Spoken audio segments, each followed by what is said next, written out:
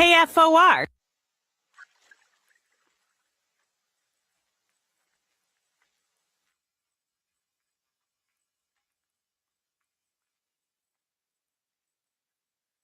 Good morning, Lincoln, Nebraska. Happy Thursday. Welcome into the morning Hookup. Good morning. Unique. Little vibe. Do I have to explain? I don't even know what's the song. Dim Changes by Thundercat.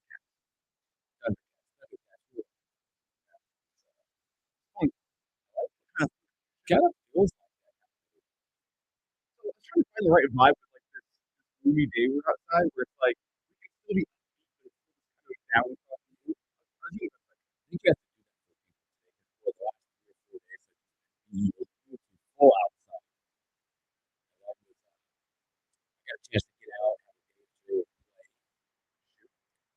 Okay.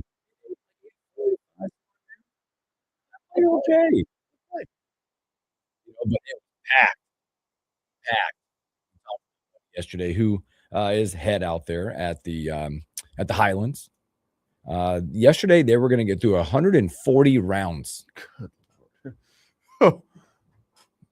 Wow. Beautiful day, beautiful course, lots of fun, but it's incredible. Like 140 rounds. Everywhere was like that yesterday if you had a chance to get out. Mm-hmm. Times however many strokes people are hitting per round. Oh, yeah. You had to get through it. Like a day like yesterday will beat the heck out of that course. Well, we went over, let's see, we're about 5 minutes behind starting.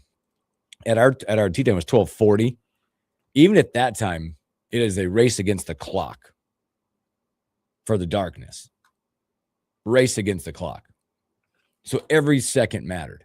So it was a real-time ready golf round. Until you got on the greens. Yeah. If you're up, man, you're over your ball, let's go. You got to hit.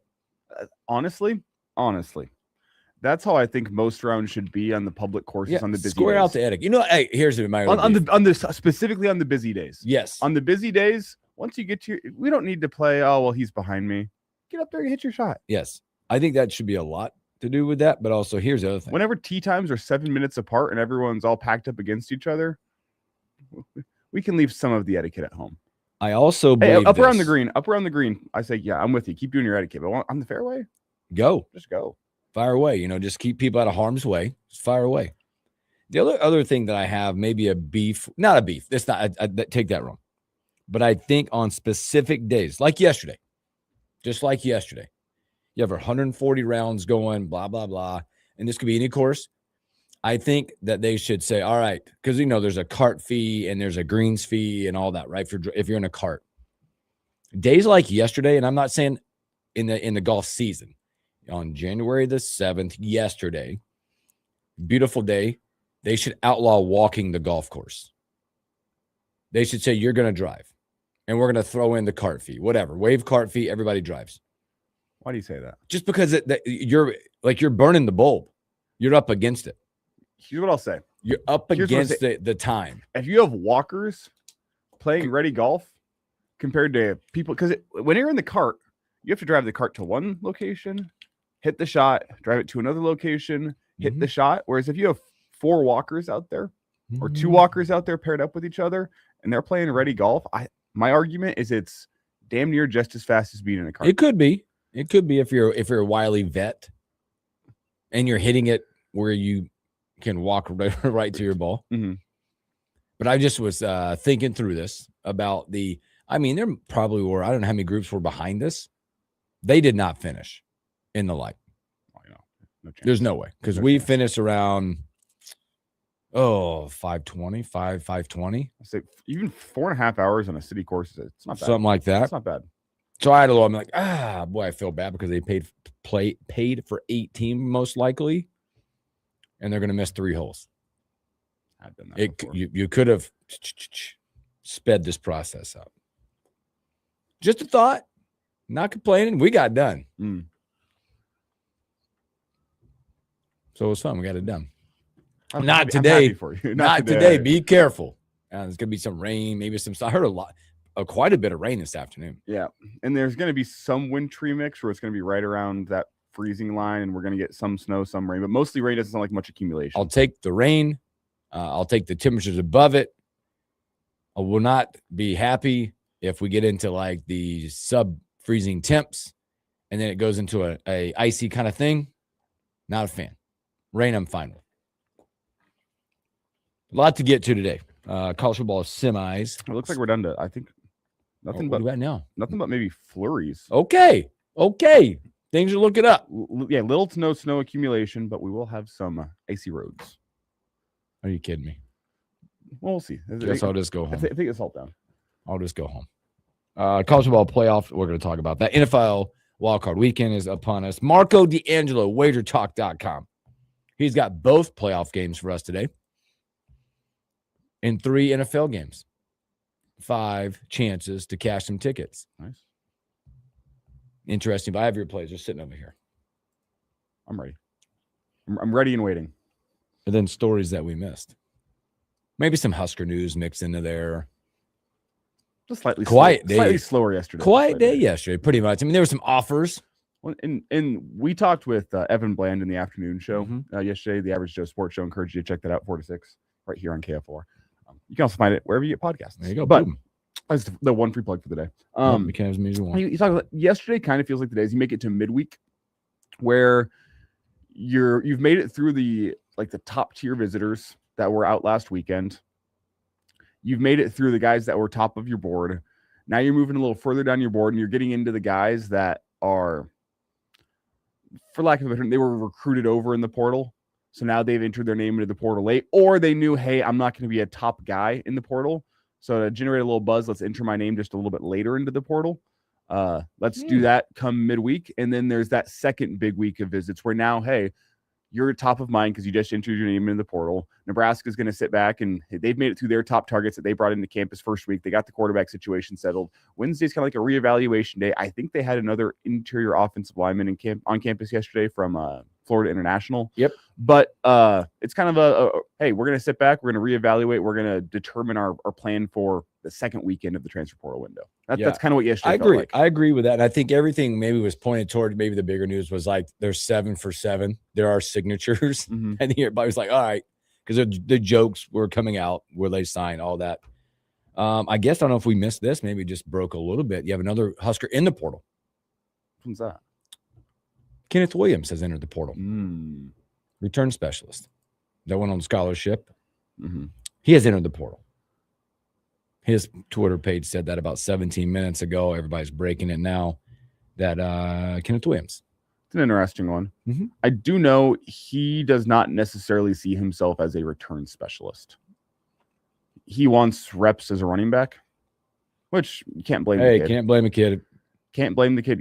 He is a fantastic returner, one of the top in the Big Ten. It'd be a loss for this Husker football team.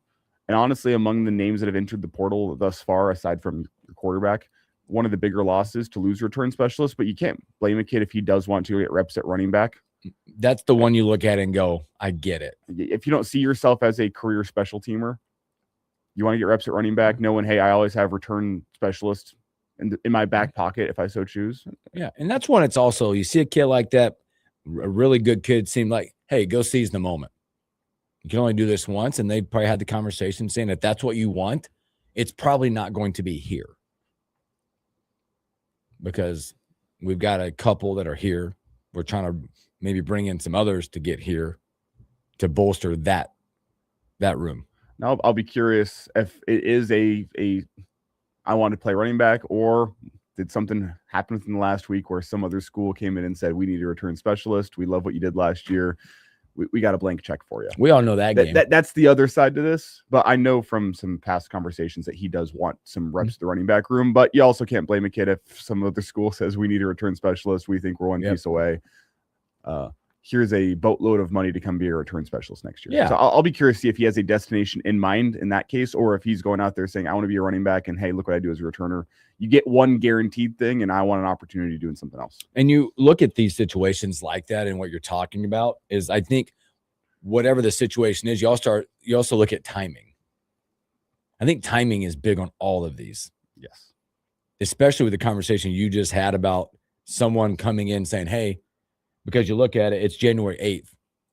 We're in day 7 of this, right? A lot of to note with this one specifically, a lot of top running backs are off the board. Yes.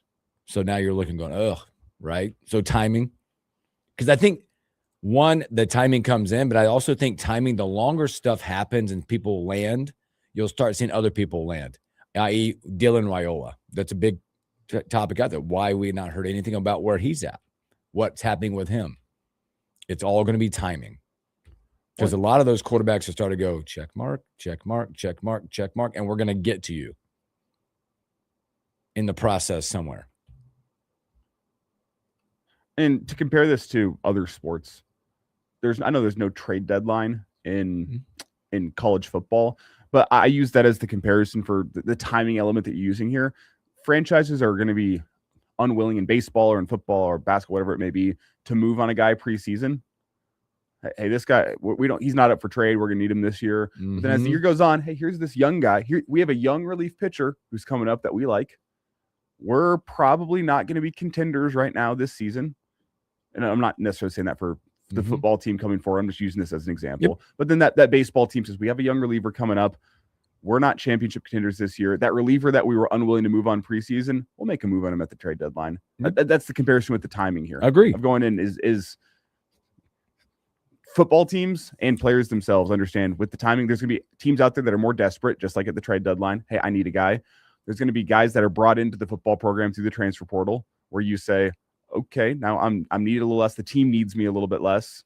They're less willing to pay the price to keep me around. I'm going into the portal now. It's that timing element of players' opinions and teams' opinions change around the trade deadline compared to preseason. It's the same with the transfer portal. The opinions of the Husker football team last Friday have changed compared to now that they've made it through a couple days in the portal and they see some of the targets that are out there. They've done the internal evaluation on them. That's why guys are going to start entering their name into the portal before the second weekend. You run the risk about at that some point too, about the dollars and cents and where they're going and what they got left. Because like you said, a lot of the top end guys, top end running backs, top end quarterbacks, whatever position group has started to, their monies have been allotted.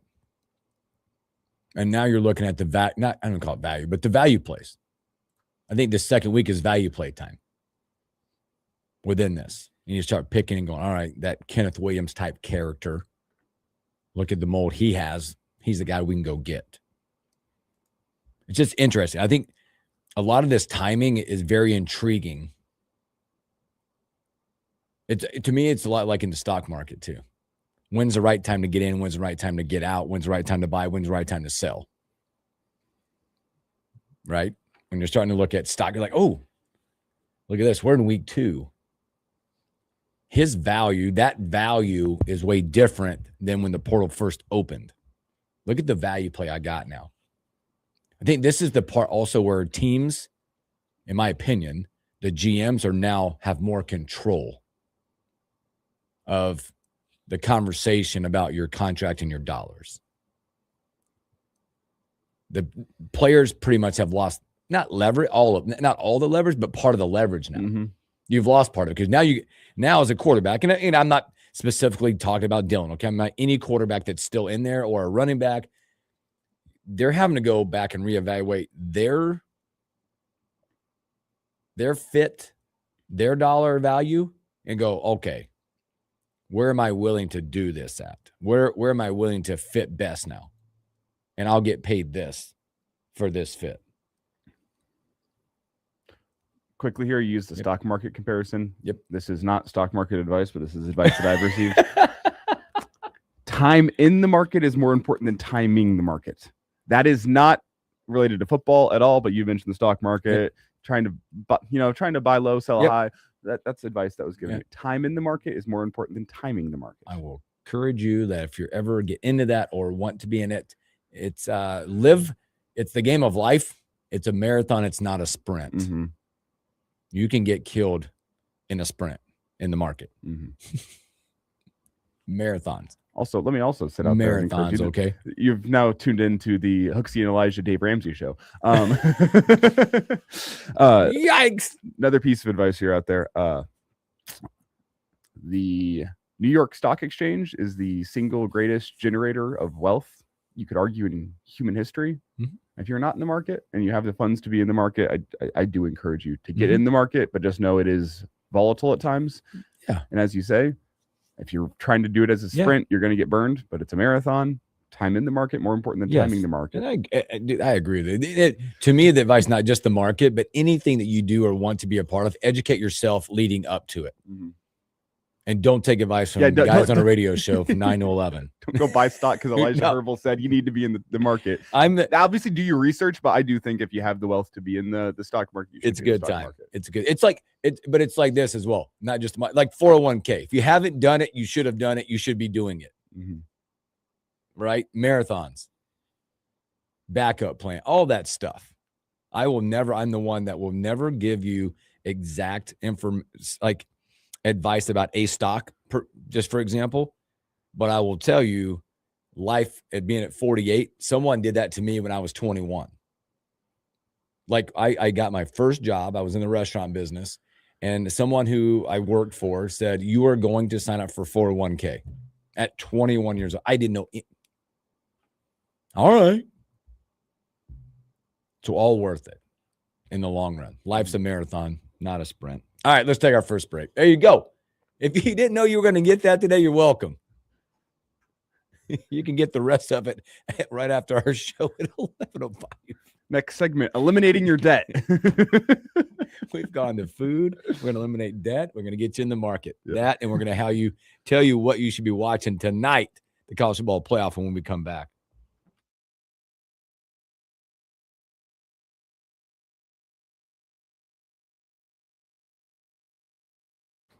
Oh, boy, that was good. I didn't know that was going there, but I love it. I honestly did have somebody do that. And by the way, like I fault of my own. I signed up for it. I did it. The only time I looked at it is when it was in the mail. Hello. Oh, that's still there. Hello.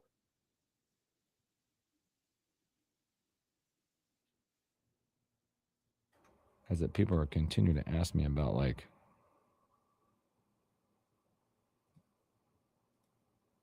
do I have security codes at the restaurant? I don't know. I'm the keeper of them. Like, I know. I'll get you set up, though. Good morning, everybody. Morning, Arlo, FloodX 10, Bone Shit-ish, and what's up?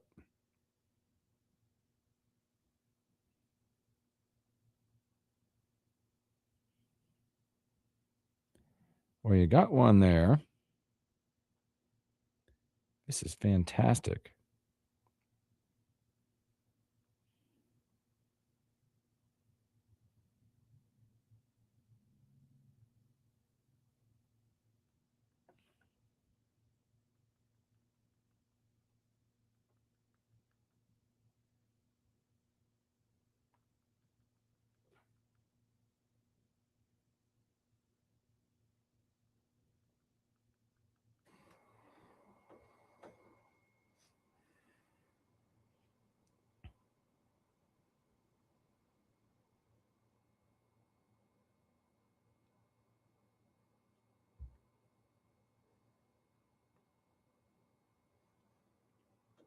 What is that guy?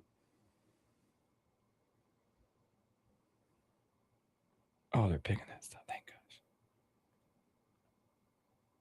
gosh. Security codes.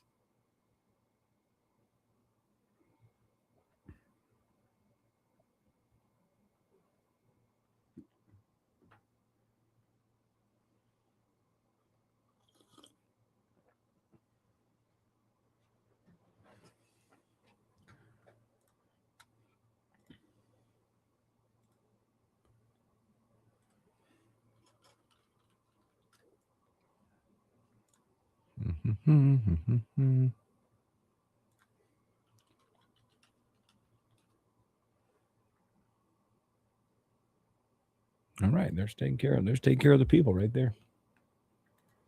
All right, we are coming back. Oh, let's go.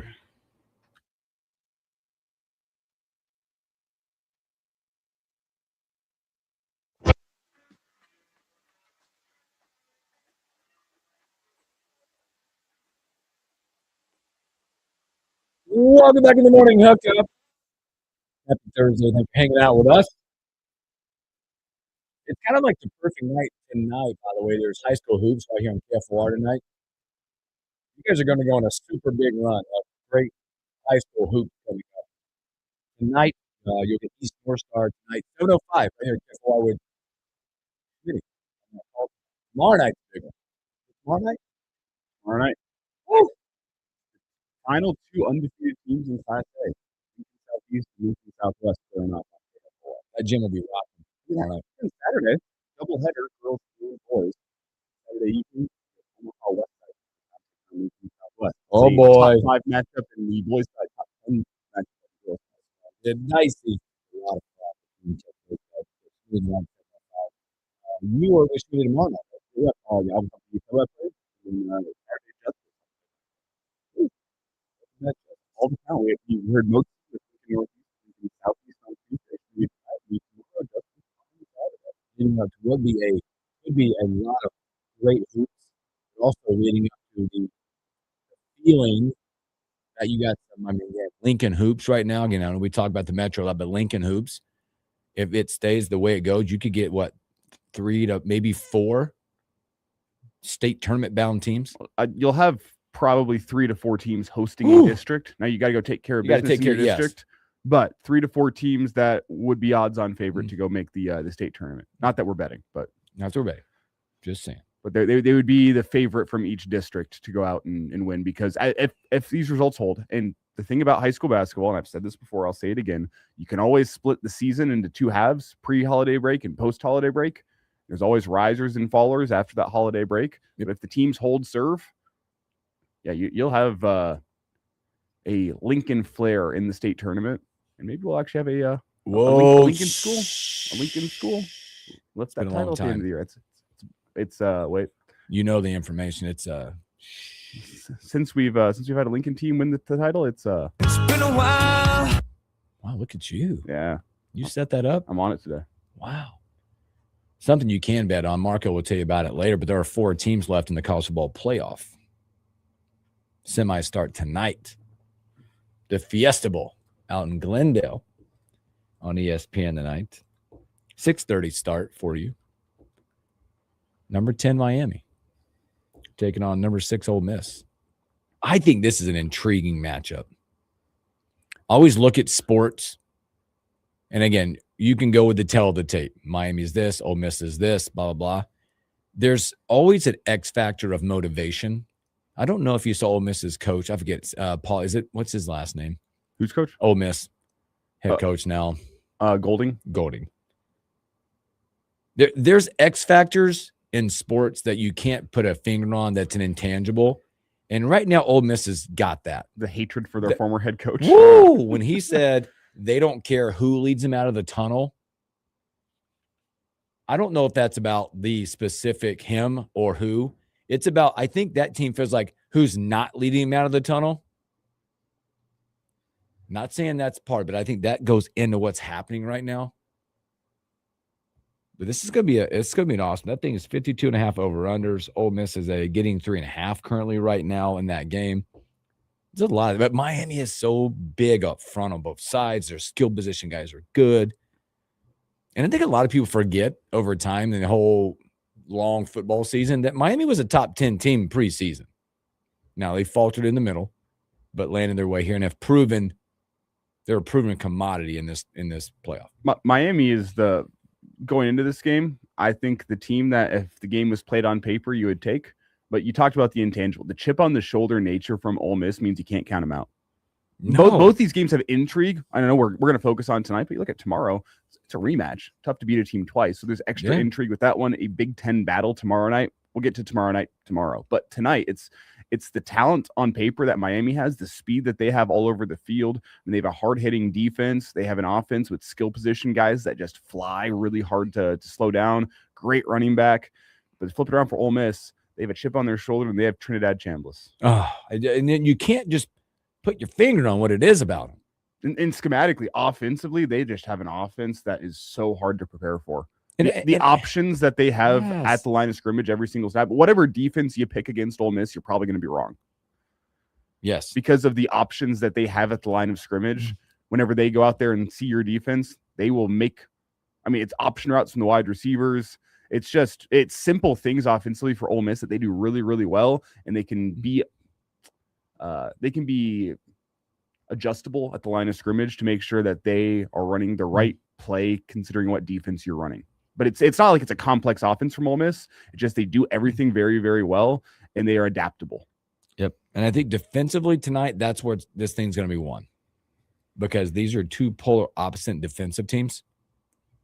But again, you got the X factor of Ole Miss, how they're going to play this. But you look at it's a top 10 defense over there. They only give up 84 yards on the ground. They're hard hitting. They fly around. Well, only 13 points a game. Whereas Ole Miss 176 in the air. I mean, they're really good. Ole Miss is leaky. They're leaky. They're bend but don't break, but then they're opportunistic.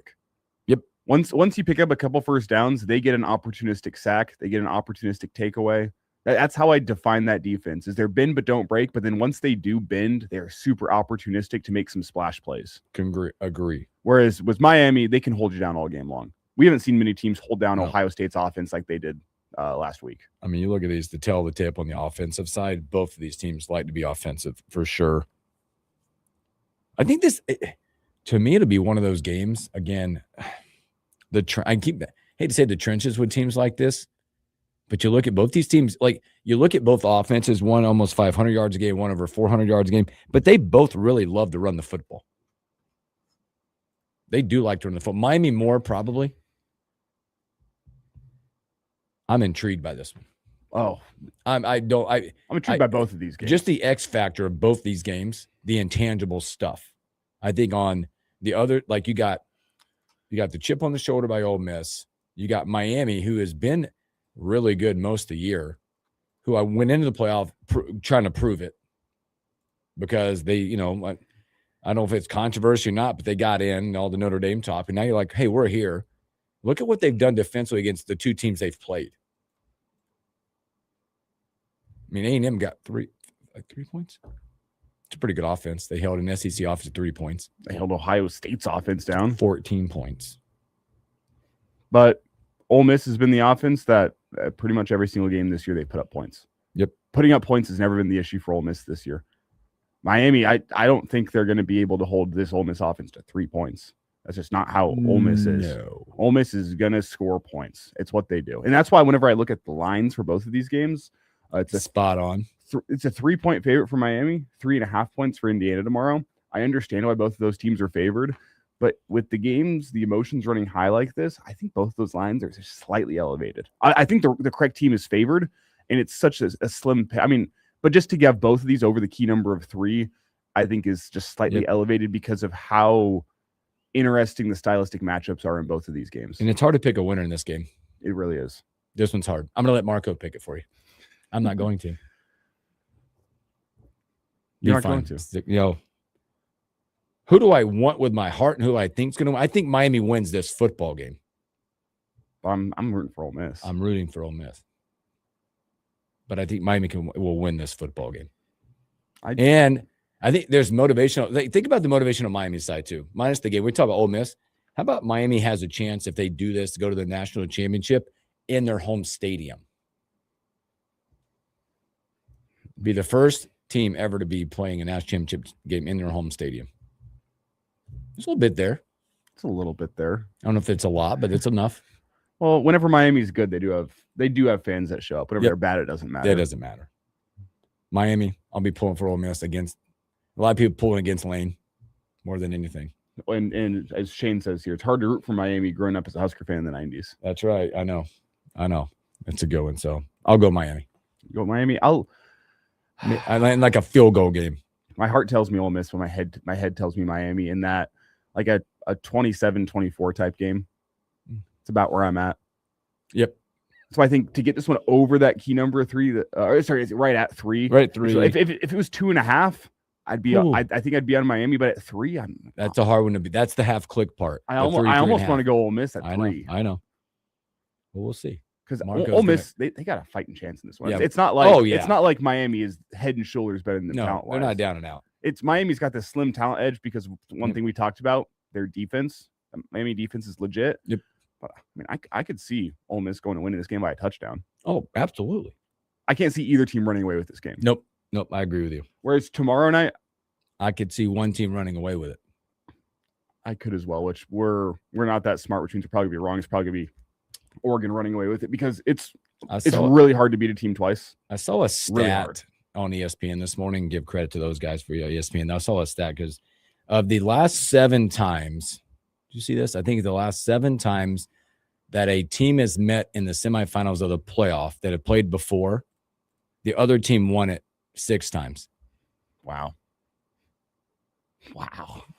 So and the only one that hadn't was Ole Miss and Tulane, which.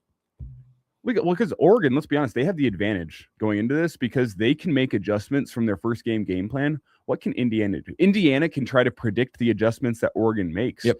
But it's going to be a case of post first quarter. Now you go, this is their game plan. Now we have to make adjustments in game more than likely. That's why it's so hard to beat a team twice. Yep. Because it's so difficult to go back, watch the first game as the winner and predict what adjustments the other team is going to make. Or Oregon, they can make all their adjustments. Yep. They can look at what Indiana did game 1 and say they're likely going to have a similar game plan to us because it worked last time.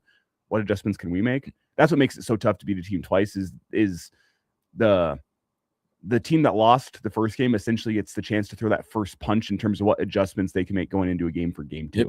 They get to throw that first punch, and it's Indiana who's going to be the counter puncher. Yep. These both going to be awesome. I hope they're awesome games. Pick your what's your preferred national championship matchup? Not what you think's going to happen. If everything was a perfect world for you, what is your preferred national championship matchup? What gets you the most excited? Ole Miss, Indiana. I think so too. Though Ole Miss and Oregon would be fun. Ole Miss against either one of those teams. Mm-hmm. That's what I'd say. Yeah. But I don't know. I'm going to sound like people are going to come at me probably a little bit, but slowly but surely, I know it's Big Ten. I'm becoming a Kurt Cignetti fan. Yeah, it's not even slowly for me. I'm just there. Like, I don't want to, but I'm a believer in if you're going to say something and you can back it up, you're winning. Right? Mm-hmm. Everything he has said and done. And I think it comes across to us and the GP as he's a pompous you-know-what.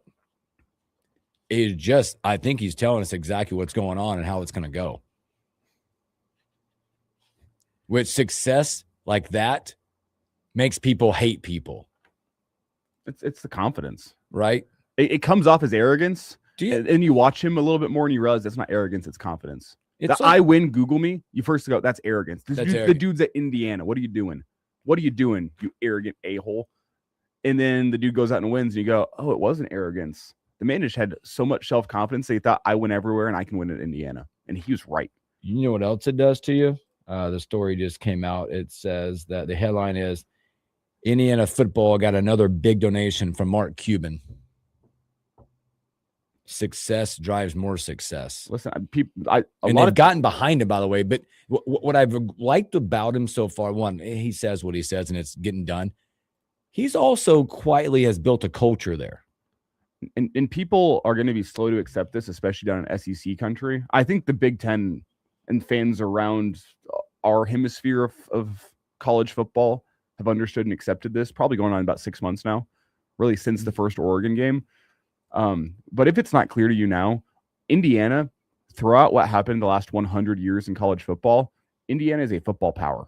Yep. They have the money and they have the coach. They have a coach that doesn't want to leave. They are a football power, and it's going to take people time to accept that. But they are. They have the resources to go up against the top dogs in college football, and they have who I believe to be the best coach in college football at the helm. That's the only reason. The only thing he hasn't said yet is that motto, accept it.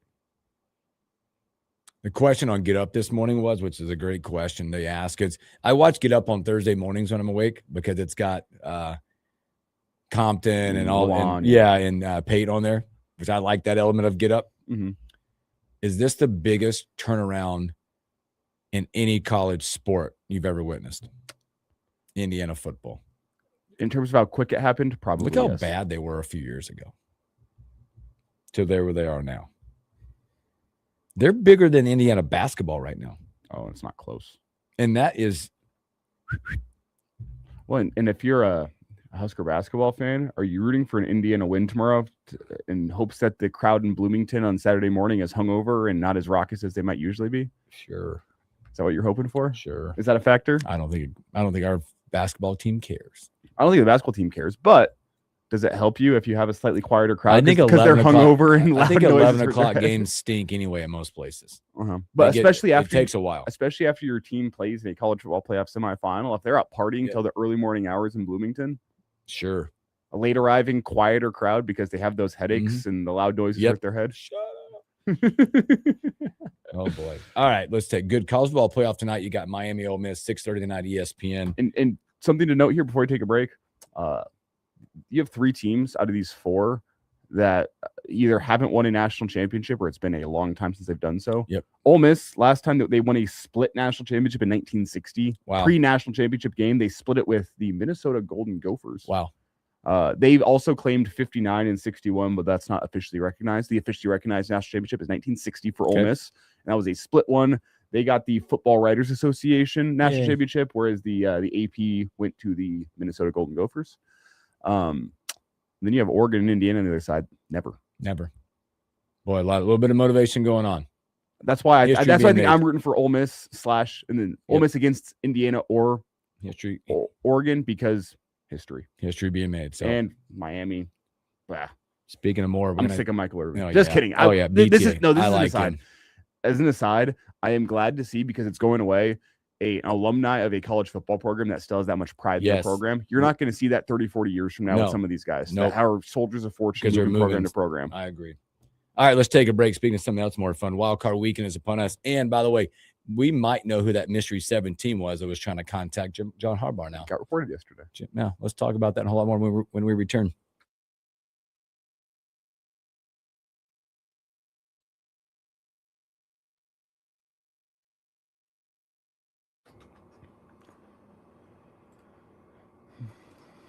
Now Hooksy's had to run to the bathroom here, so it's just you and me hanging out during this break. I gotta go through my process here of picking a rejoin song. I don't know. We're talking NFL.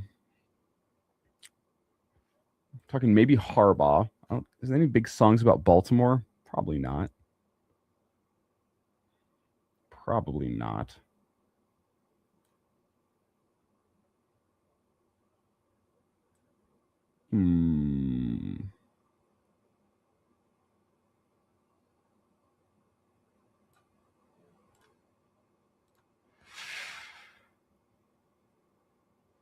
Just going to scroll through here on YouTube, see if we can find anything.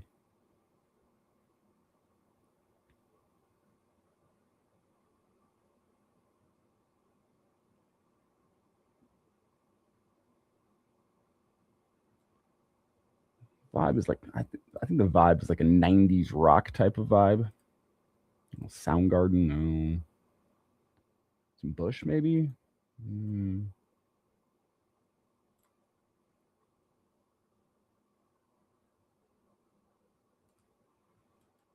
Maybe we can go.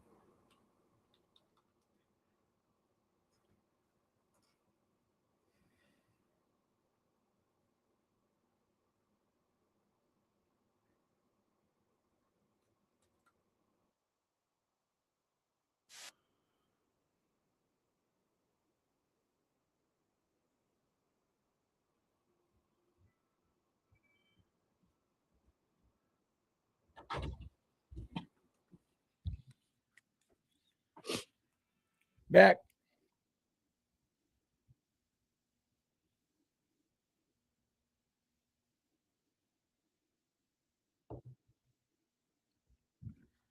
Excuse me.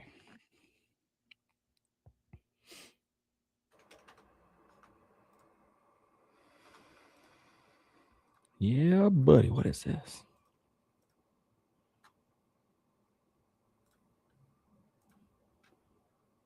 Ooh, 10 minutes ago, I just saw. What I meant? Yeah. That's the tease. There you go. Or about want some warm weather. Ooh, now I have to still think it's the least attractive. One of the least attractive.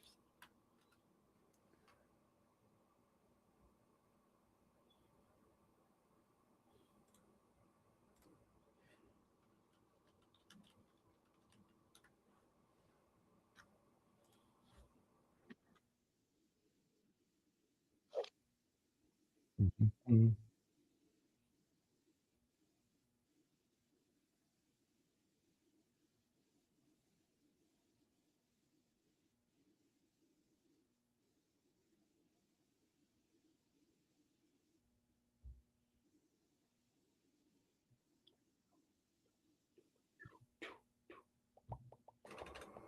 I think I have a good song. You don't think you know? Oh man.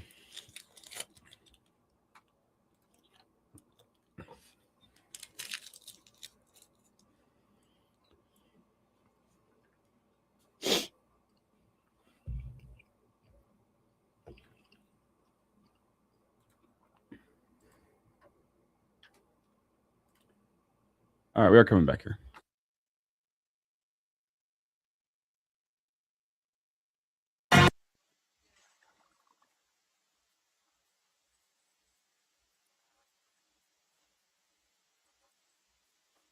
Welcome back in the morning, Hookup. Few moments left hanging out with you guys now on a Thursday. Yesterday we were talking about John Harbaugh getting fired and out of Baltimore. 7 teams called, 7 openings, 6 openings. One of them was his job, former job. Breaking news: the Dolphins have now fired Mike McDaniel. Like fitting rejoin song there. Yeah, Miami. Miami. That job is now open. Have you thought about these jobs and rating these jobs? Which one is would we hire on your list? I put one at the top, and it's just I think it's the young talent. The one I put at the top is I don't think the one that you and I don't think we're in agreement. We're not in agreement on it. The number one job to me is the Baltimore Ravens.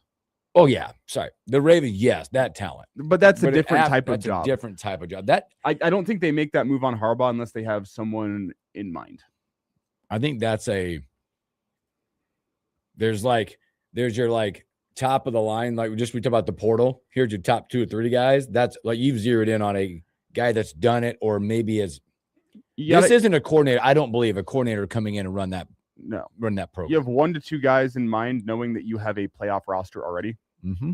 You have an off season to go make some tweaks to fit your new head coach, your new coordinators. But Baltimore is the number one job. I also put that one. It's a different type of fire. I think you take that job out of all the other jobs, and that's clear cut number 1. Yep. Past that, I'm looking at the Giants with the core they got on offense. That's where I, put my attention to. You have a quarterback in Jackson Dart. I think we all saw Jackson Dart play this year, and you can agree. You have a quarterback to build around. You have a good draft pick this year. You have Malik Neighbors offensively. We'll see what Cam Scadaboo looks like coming back. But you have Cam Scadaboo. Abdul Carter has been a bit of a head case, but you have some pass rushers on that defense that make things tough. Yep. You need to kind of bolster your back end on the defensive side of the ball. Probably need to improve that secondary just a little bit. You could maybe use another wide receiver to pair with Malik Neighbors. Bolster the offensive line just slightly, but even the offensive line isn't that bad. No. I think that team has more talent than the record would indicate this year. There's a lot of upside. There's a lot of upside on that roster, and I think you can turn that team into a borderline playoff team in one offseason. Yep. And like I would go on the list. I'd go Titans, fine. Falcons, I'm not Cardinals, I'm not high in the Titans job. The Falcons, Falcons, Cleveland. Correct me if I'm wrong. The Falcons don't have a first round pick this year. No. They got, and then you got Cleveland. You know what? I might put this, and I forgot to mention yesterday on the stream, the Raiders. They're gonna have the number 1 pick. I just think the ones that we've ranked highly are the teams that have a quarterback in place that you trust.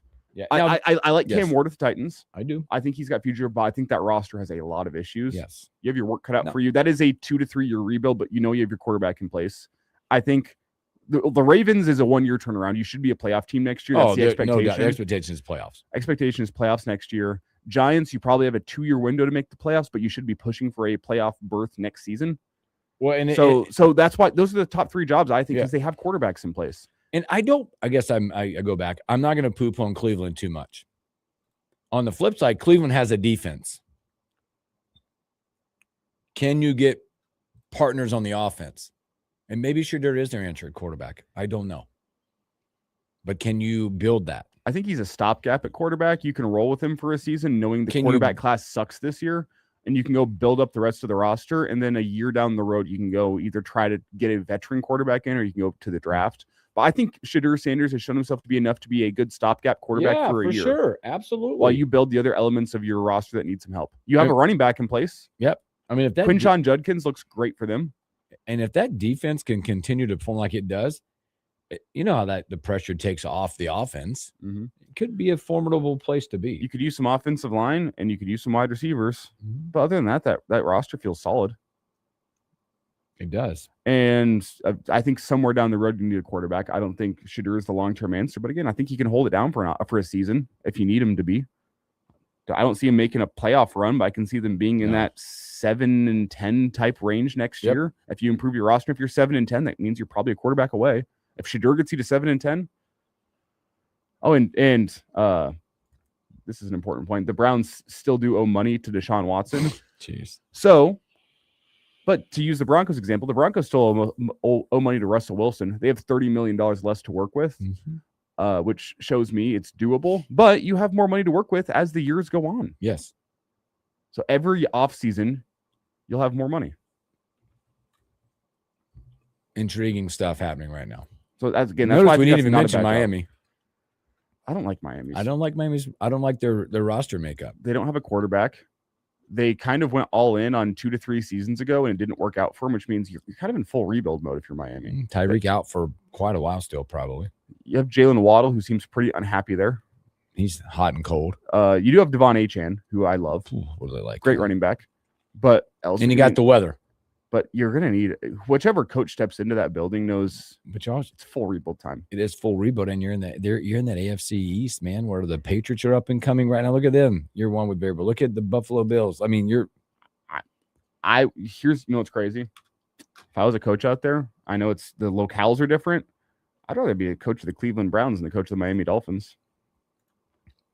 I'd rather be a coach of the New York Giants than the coach of the Miami Dolphins. You're nailing it. I put it down with like the Cardinals job. Yep. I think the Cardinals job that's rough. Ooh, that's rough. You also need a quarterback, and this is not the year to need a quarterback. No. And look at the divisions, the ones we're talking about. Tough spots in these divisions. Wild card weekend is upon us. I know we got a few moments left. Marco's going to give you 3 of those, by the way. He's going to give you 3 of those 6 games coming up. Saturday, 3:30, Rams, Panthers. I think we all know how we feel about that coming up. I mean, we made our predictions. Yeah, we made our predictions. Can we just power rank each of us top 3 games we're looking at this weekend? Let's see. Yeah, let's go. Number one for me, Bills, Jags. That's a good answer. Wasn't one you're thinking. I was to say where Bills, Jags. Number 1 game for me is Chargers, Patriots. Okay. After that, number 2, really intrigued by Packers, Bears. After Chargers, Patriots, I go Bills, Jags. And then I go Packers, Bears. We can talk about Packers, Bears for just a second. It's in Chicago. Bears fans have been hungry. They're going to be raucous. They've been looking for a team like this for a long time. The Packers are beat up. You get that revenge element of the Packers making you essentially their little brother for the last decade. That's a fun game, but I think the Packers' injuries might hamper them in this one. Yeah. What's your third game? Third game? You know what? This sounds crazy, but I really am interested in Monday night. I'm not. I'm throwing that out there. That Texans defense, CJ Stroud, can he get over the hump? Aaron going maybe last ride. It's in Pittsburgh. There's a lot. Like, this could be I don't know. Because, honestly, the other ones, like, The Chargers don't do it for me. Really, their defense is They don't. But you may put the game least on my board. I don't know why. I just don't. 49ers, Eagles. I think the Niners are going in there just beat up and mentally distraught. I think that is the battle of two teams that, as much as we'd like them to be better, are going to lose in the divisional round. Like, I really wanted that matchup. If you've got everybody healthy on both sides of the ball, that would have been a heavyweight fight. Now, maybe it still is. It's just not carrying that flair for me. It feels like two teams that are on the downturn from their championship windows. Two teams that 2 years ago, this is a fantastic matchup. This year, it's just not it this year.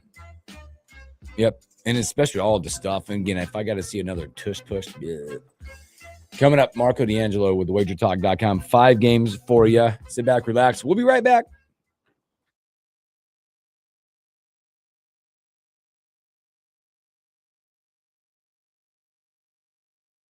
Expo, January 16th through the 18th at the Sandhills Global Event Center in Lincoln. Come see trophy deer, hunting seminars, hunting and outdoor exhibitors, a 3D archery tournament, enter the blind giveaway, and more. The Nebraska Deer and Game Expo, presented by Whitetail Properties Real Estate, January 16th, 17th, and 18th. Learn more at NebraskaDeerandGameExpo.com and find them on Facebook. Come to the Nebraska Deer and Game Expo, January 16th through the 18th in Lincoln. With the new IHOP value menu, $6 is all it takes to go to your happy place, where stacks of pancakes with bacon and eggs are just $6 every day. French toast, sausage, and eggs are, you guessed it, $6. And fluffy omelets come with a side of pancakes and only cost $6. Go to your happy place every day at IHOP. $7 in some locations. Available every day for a limited time at participating restaurants in the U.S. Hours may vary. No substitutions. Not valid with other discounts or promotions. Prices may vary. Ah, Cornelius, it's the holidays and Lincoln is positively abuzz about Jet Splash once again. Have they started washing sleighs, Reginald? Not quite, but they are offering sleigh loads of savings on car wash bundles and memberships. It's their jaw-dropping holiday sale. Wow. Annual plans are up to $100 off, making it the perfect time to upgrade. And Jet Splash's 9th location off 27th and Vine is now open. Does it wash sleighs? Shop local or online at jetsplash.com. Well, does it? If you or anyone you care about is facing a family legal matter, call Cordell and Cordell today at 1-855-GET-LEGAL or visit CordellCordell.com to schedule your consultation. There's a lot on the line in divorce. This is Joe Cordell of Cordell & Cordell, the largest family law firm in the country, with over 35 years of helping clients navigate divorce. But being big doesn't mean less personal or less local. Our attorneys live and work in your community, and as neighbors, they understand the challenges your families face. Divorce touches all areas of your life, your home, savings, retirement, and of course, kids. So when you find yourself facing divorce, you need a partner you can count on. Visit CordellCordell.com to schedule your consultation. If you or anyone you care about is facing divorce, contact Cordell and Cordell today. With over 100,000 clients served, we understand the challenges you're facing on a personal level. Call Cordell and Cordell today at 1-855-GET-LEGAL. That's 1-855-GET-LEGAL. 1221 N Street, Lincoln. I dared Archwell Health to keep track of my vitals and my grandkids' names. I dared Archwell Health to simplify my prescriptions, so Max and I have more time to play. Good boy. And I dared Archwell Health to be closer than my neighborhood coffee shop. Our members dared us to do more as a primary care provider for adults age 60 and up. So we made it our mission. Visit archwellhealth.com and become a member today. Archwell Health. We dare to care. Lincoln's local news, talk, sports, and weather station. FM 101.5, 1240 AM, KFOR, and KFRX HD3, Lincoln. From ABC News, I'm Sherry Preston. Minneapolis protesters squaring off with ICE agents following yesterday's fatal shooting of a 37-year-old woman. The shooting happened as Renee Good was in her car. The Homeland Security Department saying she was using it as a weapon. However, witnesses and Minnesota officials say Good posed no threat to them. Minneapolis public schools have canceled classes today and tomorrow out of an abundance of caution. They say this is at least the third ICE-involved shooting since increased enforcement began. ABC's Alex Perez in Minneapolis. Steny Hoyer, the longest-serving Democrat in the House of Representatives, saying he's made a decision. This is going to be it. I have decided not to seek another term in the People's House. I make this decision with sadness, for I love this House, an institution the framers designed to reflect the will of the American people. However, he adds of the current House, I am deeply concerned that this House is not living up to the founders' goals. Hoyer has been in the House for more than 40 years. Today, House members have forced Speaker Mike Johnson to call a vote on extending the Affordable Care Act subsidies that were eliminated as a part of President Trump's big budget bill. There's also a vote expected in Congress on the War Powers Act over recent actions in Venezuela. ABC's Mary Bruce has more on what the president told the New York Times about it in a recent interview. The Trump administration now outlining its plan to control the sale of Venezuela's oil indefinitely and use the money from those sales as the U.S. sees fit, insisting it will benefit the U.S. and the people of Venezuela. The Venezuelan state-run oil company confirms it's negotiating the sale of 30 to 50 million barrels to the U.S. Secretary of State Marco Rubio says the U.S. will then open up Venezuela's oil market to American companies and others. The nation's trade deficit cut nearly in half from September to October. You're listening to ABC News. Progressive presents Employee of the Month.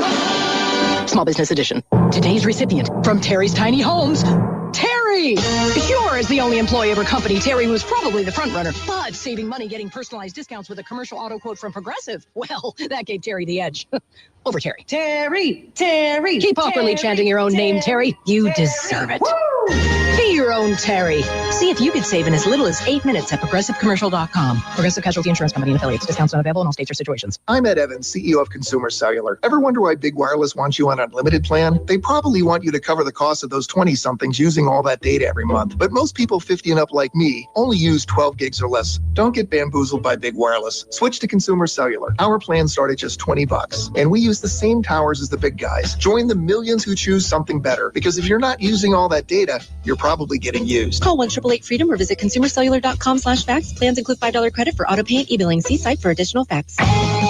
One Nebraska representative meets with Denmark's ambassador regarding Greenland. Good morning. I'm Jeff Moats, overcast 36 degrees at KFOR.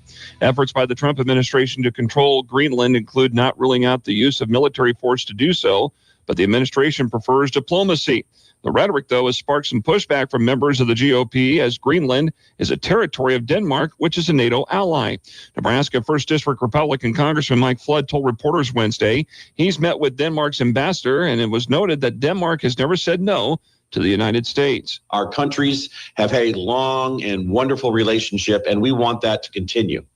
I'm very pleased to say that I support the people of Denmark and Greenland in their position here where they say, hey, we're willing to work with the United States. Flood says while he does not support military intervention against a NATO ally, he's happy to support the people of Denmark and Greenland in their position to work with the United States. Accusations of a state senator of tearing down portions of a temporary historical exhibit inside the Nebraska State Capitol building. The accusations were made by Governor Jim Pillen via social media Wednesday, where he says that several displays of historical figures, key events in the American Revolution, and portraits of those that signed the Declaration of Independence were ripped off the walls by Omaha Senator Michaela Cavanaugh. Pillen shared a 40-second video showing of who appeared to be Senator Cavanaugh taking down the displays. While the photos showed those items on the floor of her office, you can read the full story up at KFORnow.com. And in sports, Nebraska football's kickoff return specialist Kenneth Williams has reportedly entered the NCAA transfer portal. He has 2 seasons of eligibility left. Williams played his senior season of high school football at Lincoln High. Rain likely through the course of the day today, otherwise cloudy. We'll see temperatures up around 42 for a high. And then a rain-snow mix possible tonight, overnight low around 28. Mostly cloudy tomorrow and a high of 40. It's 36 right now. I'm Jeff Moats, KFOR News.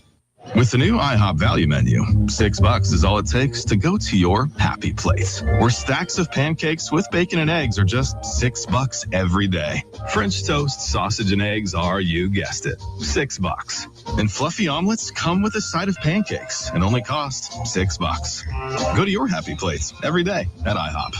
$7 in some locations. Available every day for participating restaurants in the U.S. Hours may vary. No substitutions. Not valid with other discounts or promotions. Prices may vary. This is the story of the one. As an HVAC technician, He and his digital multimeter are in high demand. So when a noisy office HVAC turns out to be a failing blower motor, he doesn't break a sweat.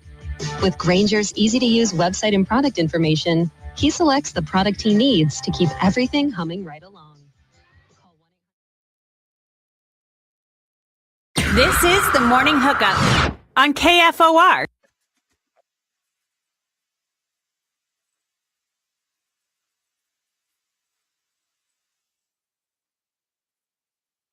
Welcome back in the Morning Hookup, hour number 2. Happy Thursday.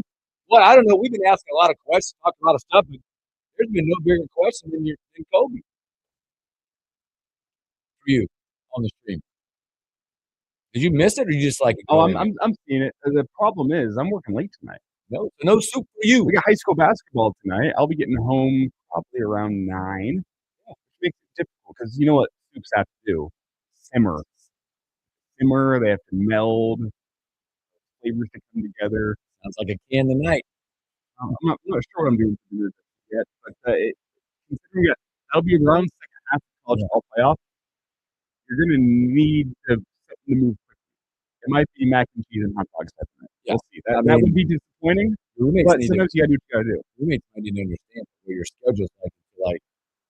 I don't know what time you're going to cook. An empty house.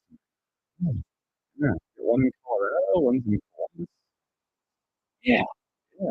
So that's another reason why I might be mac and cheese. You have a teacher in your house? Yeah, he's going to be home, but I think he might be going somewhere else. Oh. He's technically home, but I don't think he's home tonight. All right.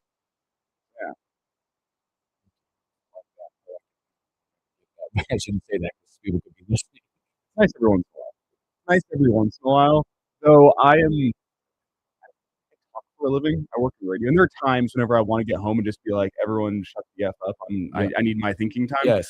But there's other times where you come home to an empty house and it's just like I need some form of social interaction. That's why I would go straight crazy. I know some of my friends love living in their little studio apartments where it's just them.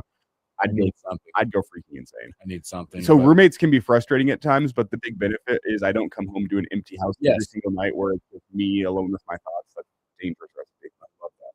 Love it. By the way, also, Arlo, you are the man. I agree with that. Go support the local restaurants. Maybe a little Slim Jim. That could work out. So we got Marco D'Angelo. We're just talking about .com coming up. Full swing. 5 matchups, both of the playoff games he's about to give us. Coming up, and then we'll jump into a little Husker talk. There were some stories that we missed coming up. Marco right now, and we'll be as well monitoring the poll for Nebraska. A lot. They got a couple of visitors on campus right now. As a D lineman on campus. Not any longer. It's been way too long since we've talked to Marco D'Angelo. WagerTalk.com. Marco, what's up, my friend? New year, let's keep some winners rolling, guys. How are you guys? We're good. How were the holidays? How was New Year's and all the good stuff for Marco? Well, we got the last Christmas present late on Sunday night last week with the wide right. Oh, wow, that is a Christmas gift right there. Absolutely. Didn't think the Steelers would make the playoffs, but they did somehow. I think, you know what, it's interesting that Elijah Herbal said, he told us at the beginning of the year how this was going to go. You want to tell Marco about his favorite team, how you thought this was going to go down? Oh, it was going to be very simple. It's what I call the devil magic of Mike Tomlin, and especially with Aaron Rodgers, was this was going to be a team that started out with some issues, but they were going to stack some wins. There was going to be a mid-season struggle. I thought there was going to be a little bit more mid-season drama from Aaron Rodgers. We did have 1 week where there was a little bit of drama with him calling out some teammates. And then they were going to sneak their way into the playoffs back door, and then they were going to end up getting blown out in the wild card round. It's how Mike Tomlin has operated for years.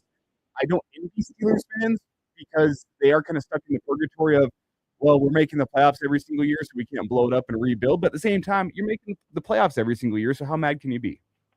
Well, I've seen this movie before, unfortunately, but they brought in the big guns last week, though. You know, I think they did give a game ball to the priest that left the end zone with the holy water. That was pretty good stuff. Well, what also is pretty good stuff, we got 5 matchups, 5 must-win matchups in front of us right now. We'll start with the Fiesta Bowl. What we've talked about this game again. Miami, you got the history of Miami. Carson Beck in there. They're great on both sides of the football. They have a chance to, if they win, to go play the national championship in their home stadium. And then you got Ole Miss. Ole Miss, dynamic offense.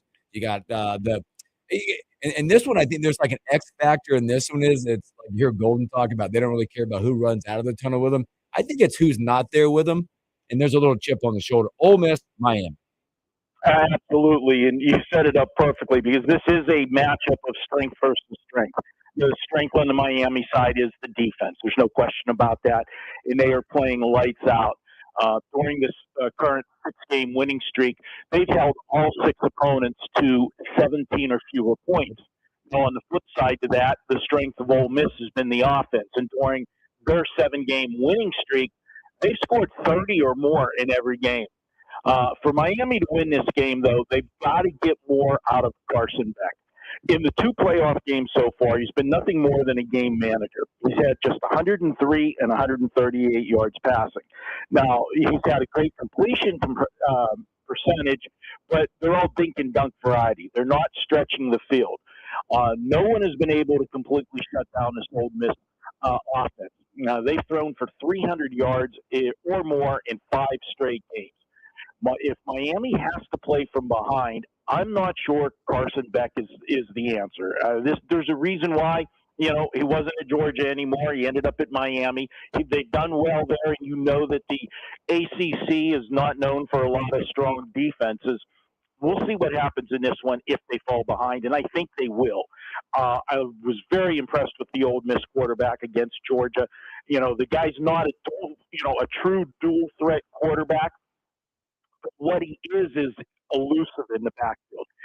He extends plays just by moving up in the pocket, scrambling around, and then finding an open receiver.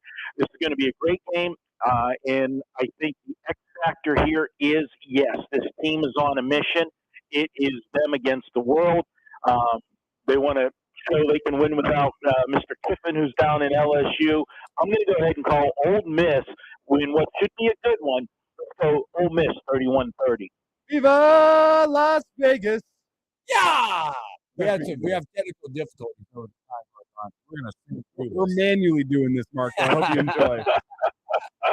So it actually scared me a little there. we're making do, Marco. We're making do, and we'll have fun with it. Well, a good game tonight. But how about the game tomorrow night? It's a rematch. Indiana got it done in Eugene the first time around in one of the better games of the college football season. Now we get the rematch in the Peach Bowl. Winner advances to the national championship game. I am seeing Indiana as a 3.5-point favorite in the rematch against the Ducks. What do you like here? Yeah, this is a very intriguing game, and we always like to look at these games whenever you get the second meeting. You look at it, and you go back to that first meeting. We were on Indiana when they went to Oregon. We were riding the bandwagon early on. I felt this team was much better than people thought, and obviously they are. Look at the difference in the line from the first game to this one. When they went to Oregon, they were a 6.5-point underdog. Now, we switched the venue to a neutral field, and you've got Indiana a 3.5-point favorite. That's a 10-point swing from when they played earlier in the season. That's pretty big. And I know there's a lot of people that are going to just look at that and ride the Oregon side. They're going to say it's too much of an adjustment. And I can't totally argue that philosophy. 10 points in season is a big swing. But, I look at this Indiana team, and they have just gotten better and better as the season has gone on. And what has impressed me the most about this team is if you look at last week's game, and they totally dominated that game against Alabama in every facet of the game. You look at the sidelines, there wasn't one player over there, celebrating, jumping up and down. This was a team that is on a mission, is focused, is disciplined. They don't beat themselves, and they know that was just one of 3 games that they need to win. Coach Pignetti, you can't say enough about what he's done. And, we've seen the meme, and they've played it over and over again. The guy wins. Google him. Every stop he's hit. I think this team is the best team in the country. We're going to go ahead. I'm going to ride them. And if you look at the difference with the two dominating, both teams had dominating wins. You had Oregon that benefited from 4 Texas Tech turnovers. Texas Tech couldn't get anything going, and they only rushed for 64 yards in that game. Indiana will rush for more. Indiana's defense will shut down Oregon's running game and make Oregon have to become one-dimensional. And this is going to be an intriguing side story to this game because a lot of people are feeling this is the battle for the number 1 draft pick, which quarterback is going to go first between Mendoza and Moore. So I can't wait for this one. I like Indiana, and I'm going to call it Indiana 31-24. Viva Las Vegas. Yeah. Gotta get used to it. We'll have it back. We got that. We got those two coming up, Marco, and then we're going to jump in the NFL here. A lot of good NFL matchups. Start looking at this. Must-win games coming up.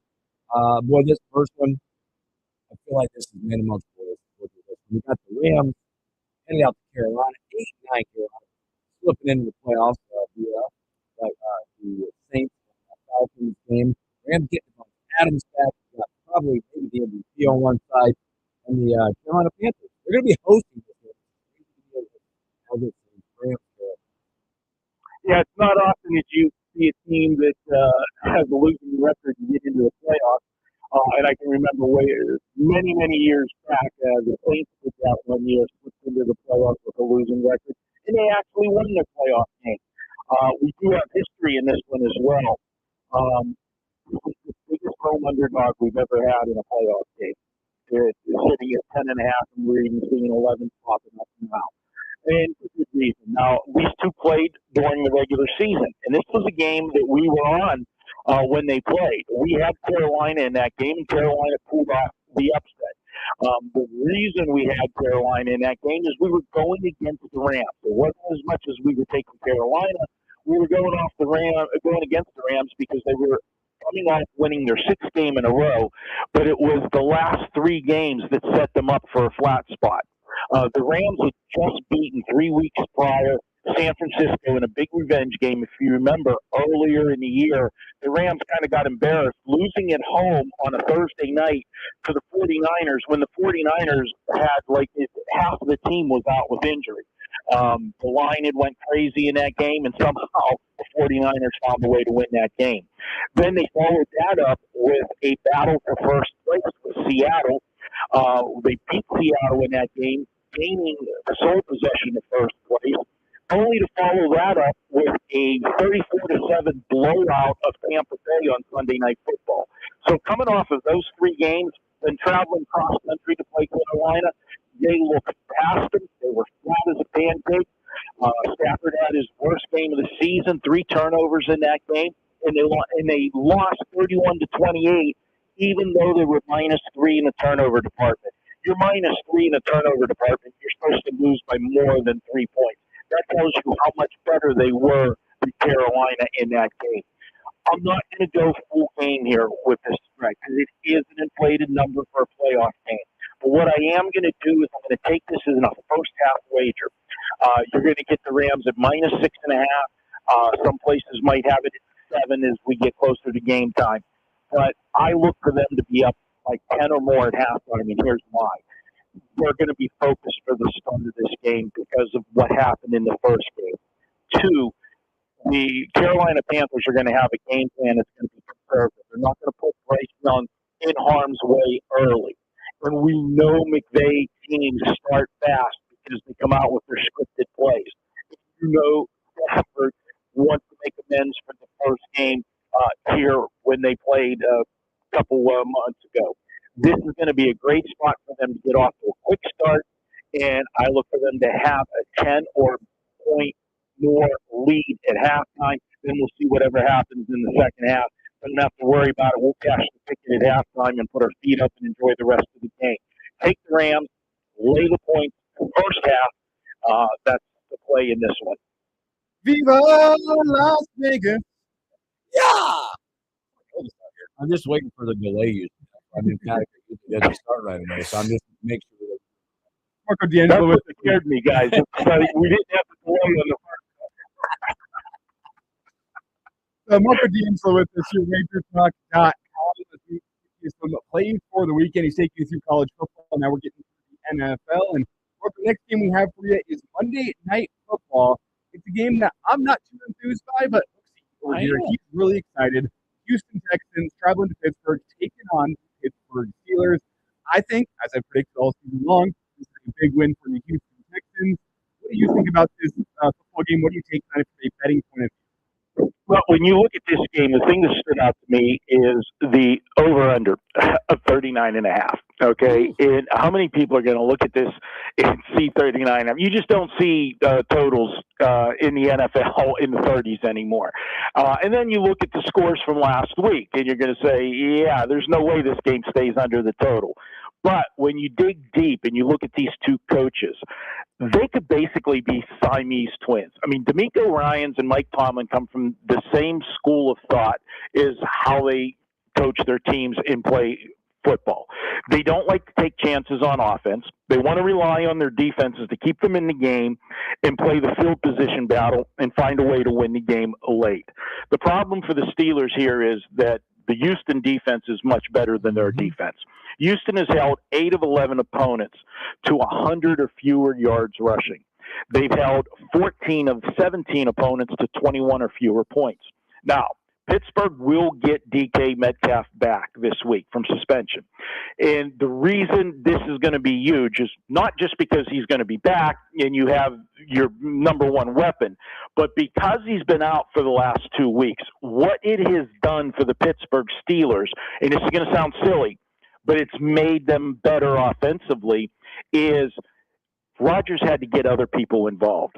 Too often this year, all he did was lock on looking for where Metcalf was because it's the only guy that he had a rapport with and had confidence with.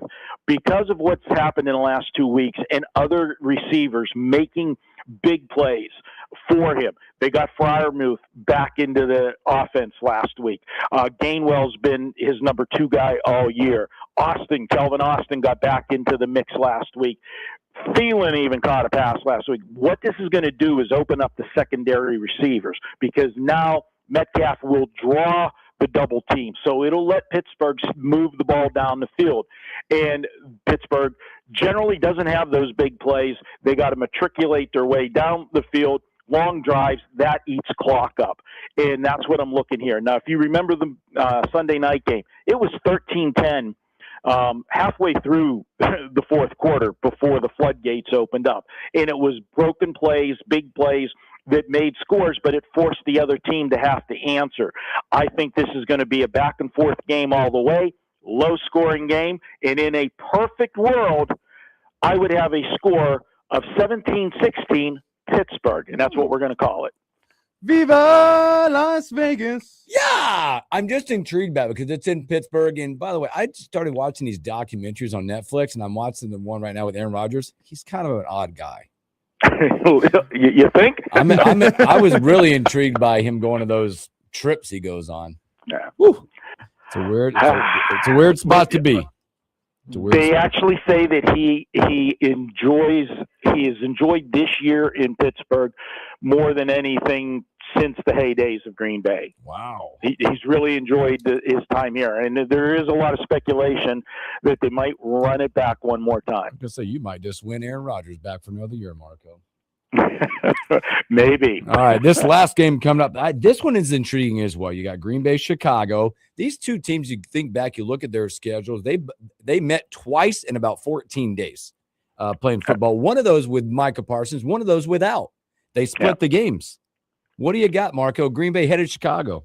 Yeah, it seems like they play just about every other week. This is the third meeting in 6 weeks. And you look at this one, the second meeting, the first one, Green Bay led throughout, but Chicago did what they do all the time, and they made that run at the end of the game. And they had an opportunity in the final seconds to tie that first meeting, but Caleb Williams threw an interception in the end zone, if you remember, and ended that game. In the second game, Green Bay should have won the second meeting. They dominated that game from start to finish. And if you remember, Jordan Love went out in the second quarter in that game. Malik Willis came in and played exceptional. He ran the football. I think he was 9 of 11 passing in that game. Unfortunately, they had a botched exchange on a handoff in overtime. Fumble, lost the fumble. Green Bay or Chicago got it back and won it in overtime. But if you remember the sequence that had to happen in that game to get that game to overtime, the final 3 minutes, everything that Chicago had to do to get to overtime, two-point, convert the 2-point conversion, convert an onside kick, and then score the touchdown. It was, ridiculous of everything that had to happen there.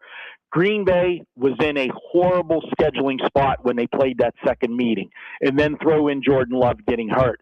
That was their third road game in 4 weeks. And it wasn't just, the third road game in 4 weeks.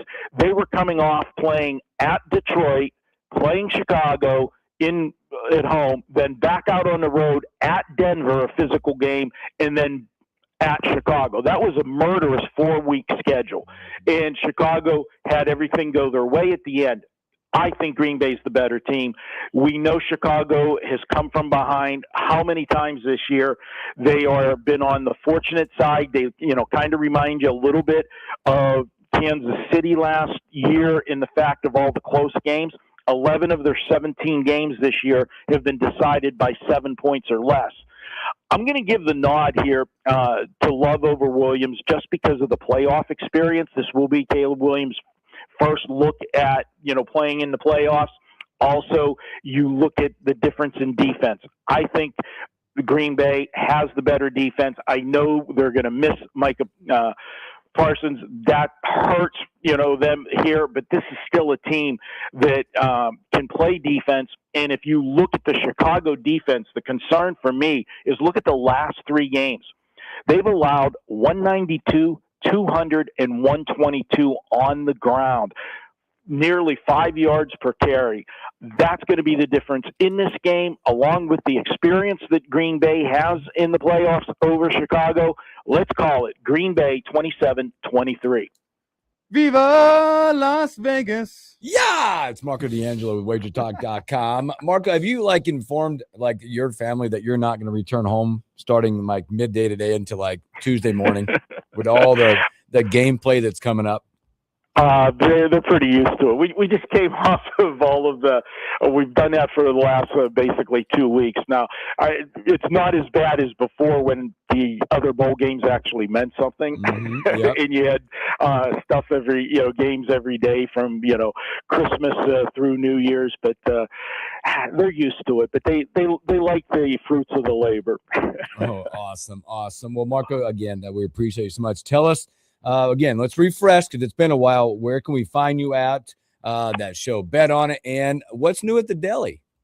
Deli's been rolling along. Last 2 weeks, the Deli 5-1 with those bonus plays. So we will have an edition of the Deli. That'll be out on Friday this week, a day later. We're going to be pivoting on the Deli, still football, but we're going to start to introduce a little bit of the menus expanding to, some NBA situational stuff and maybe some college basketball and maybe a hockey play now and then, too. So stay tuned for the Deli. That'll be each week moving forward. And then, of course, Bet on it.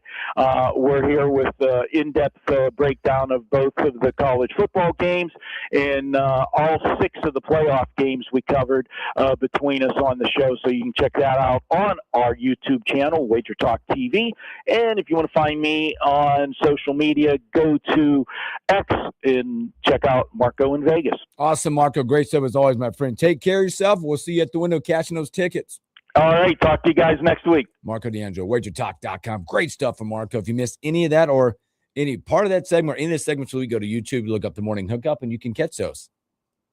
My gosh. When I asked him where he's going to be at, I don't know where I'm going to be at, what state of mind I'm going to be at until Tuesday morning. No.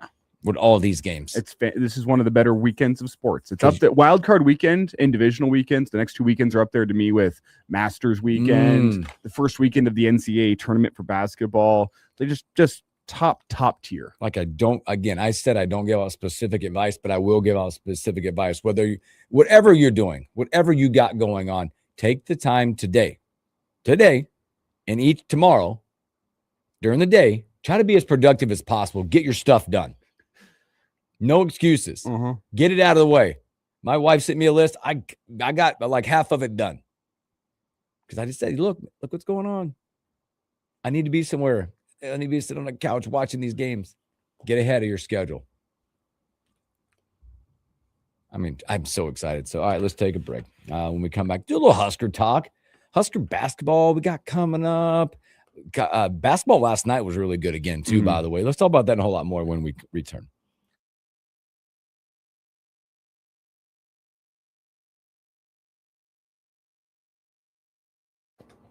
What? Oh, Marco's text.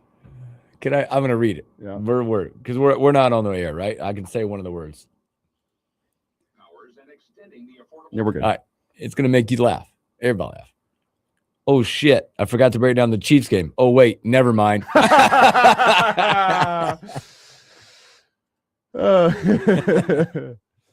pretty good.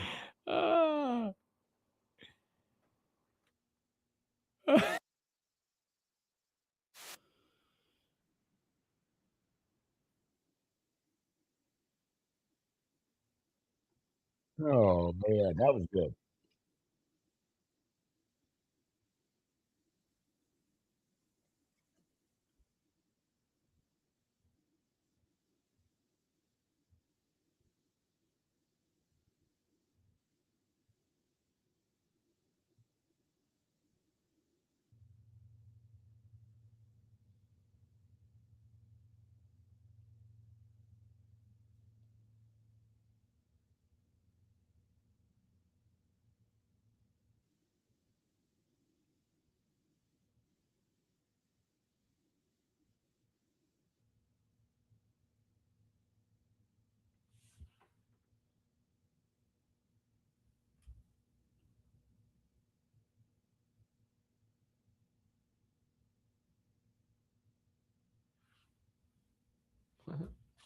Making sure the song I have picked does not have any naughty words in it. Yeah, I think we're good. Do you think at this point that we can blame it on this system if it messes? See, this one was a surprise because I had that in for months, but it's a casualty of the technical difficulties. Yeah, that was good though. It was all right. I had the dramatic pause though. It was a shock to the system the first time. Should have warmed up the vocal cords a little bit more. Right. I'm not Elvis. I don't claim sometimes coming in hot is coming in hot. Oh man. It's starting to get yicky outside. Awesome. Are you a believer in this? Like, because I did, like, once you get your car washed, it's going to rain. Oh, absolutely. I try to check the forecast, but then the forecast changes as soon as you get that car washed. I got mine a couple of days ago. Got mine on, I think, Tuesday. That's when I got mine, Tuesday. Mm-hmm. Like, it just guaranteed within a couple of days, no matter what the season. Mm.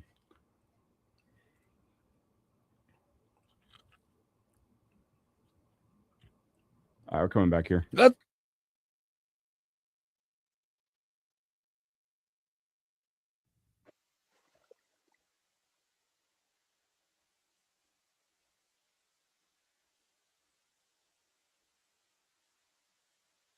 Welcome back in the morning. Hookup special thanks to Marco D'Angelo with WagerTalk.com. Go check him out.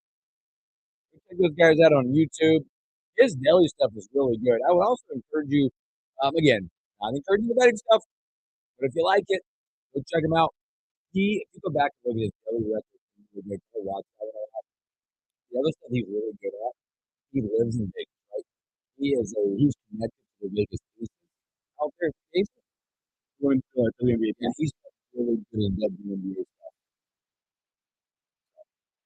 I don't know if I like him. Maybe have 50 whatever else. College hoops last night. I watched a little bit of college hoops as well. YZ, thank you for reminding me about the game last night. Did you get a chance to watch any of Vandy and Alabama? Yeah, I watched it till about the under 4 timeout at the end of the game. 96-90. Vandy is legit. Yeah. Their court, though, does look It's stupid. terrible. It's terrible. It's terrible. Why do you have 40 feet in between the sideline and the fans? It keeps them away from each other, I guess. The teams. The only thing I could not get over last night was the number of fouls called in the game. Did you see this? You ready for this stat? I felt like there was a lot of free throws when I was watching. You felt like there was a lot? Alabama was 29 of 38, and they didn't shoot the most free throws.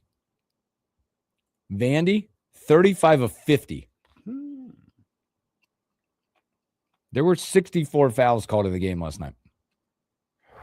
35 on Bama, 29 on Vandy. That's wild. They hit the overs last night. Yeah, they did. 186. The total was what, 180 on the 180 flat? 180. Yeah, 180 and a half. Yeah. How about that? Wow. If you liked that kind of basketball, it was kind of fun last night to watch that. Number 1 Arizona looked really good last night against K-State last night.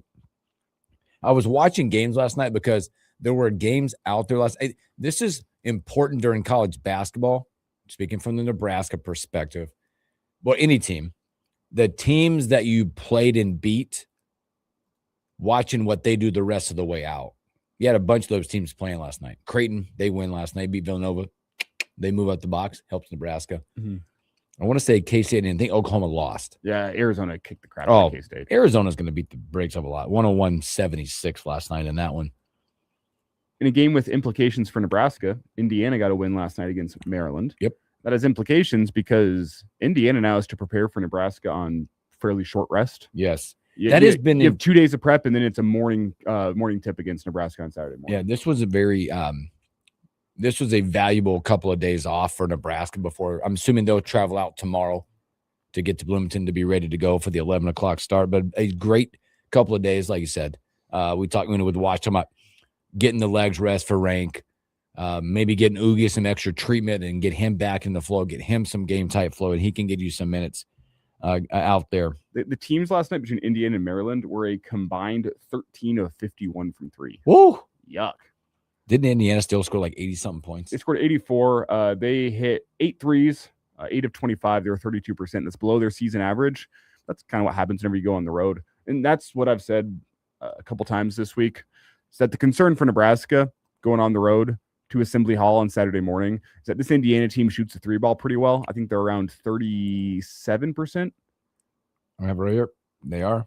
I think they're 36.3. Okay, so they lost a couple points off their average because I think they were 36.8 going. Yeah, into let's the game call it last night. 37 because they're going to probably with Nebraska being there. Everybody shoots it well. And what does Nebraska do defensively? It's a no middle defense. They're going to double the baseline. They're really going to swarm if you try to get into that painted area. They're going to just fly out and contest on threes, but you're going to get some open 3 looks if you play this Nebraska team. That's the concern, is that Indiana coming back home, coming off a night where they didn't hit their average from the 3-point line. It's a team that then goes in law of averages. Mm-hmm. It's a few points above their average. And if Indiana can shoot 40% from 3 against Nebraska, it's danger time for Nebraska. Yep. But as I've said a lot, most teams Nebraska plays in the Big Ten this year, you like their odds of getting into a 3-point shooting contest because Nebraska is going to generate some better looks from 3, and I think they have some better 3-point shooters. Indiana is one of those teams that shoots the 3-ball well enough that it concerns me that if this does turn into a 3-point shooting battle with Nebraska, especially on the road, it doesn't go well for Nebraska. No, and I agree with that. Both of them make about 10 threes a game. Indiana maybe closer to the 11 mark on that. I thought an intriguing stat, again, styles make fights, all that good stuff out there, was the rebounding margin. Nebraska out-rebounds opponents a lot as of late, and they have a chance this week to do that as well, as they get a couple more rebounds a game, more offensive rebounds on for Nebraska versus an Indiana team, which could play a big key. But you look at the tail of the tape, they do a lot of similar stuff in this one. I was intrigued by it because you were talking about the crowd and what it might be like, and we're hoping for a big hangover from the Hoosier fans for Friday night. I just had fun. I was like, well, wonder if we wanted to go to Bloomington, what could we get a ticket for? Well, they start at $20. That's not bad. No, that's cheaper than Husker basketball ticket. You want to go to Bloomington? No, I'm sorry, but no. Not on my NFL wildcard weekend. I'm not road tripping to Bloomington. Not Bloomington. All right, just throw it out there. $20. Sorry, 19. This update. $19. And there's a lot of tickets on here. I don't know if that's like because they want the Nebraska crowd there. Like they're like, we can make money. I said it last hour. Folks are going to be up late with that Indiana playoff game the night before. That is one of those X factors that's hard to quantify.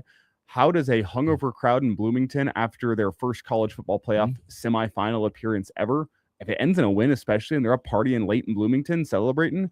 Yeah, what kind Indiana basketball? What kind of crowd do you get for that Saturday morning game? And obviously, there are fans out there in Indiana that are still the diehard basketball fans that are going to show up, hey, rain, snow, or shine, hungover, sober, whatever it may be.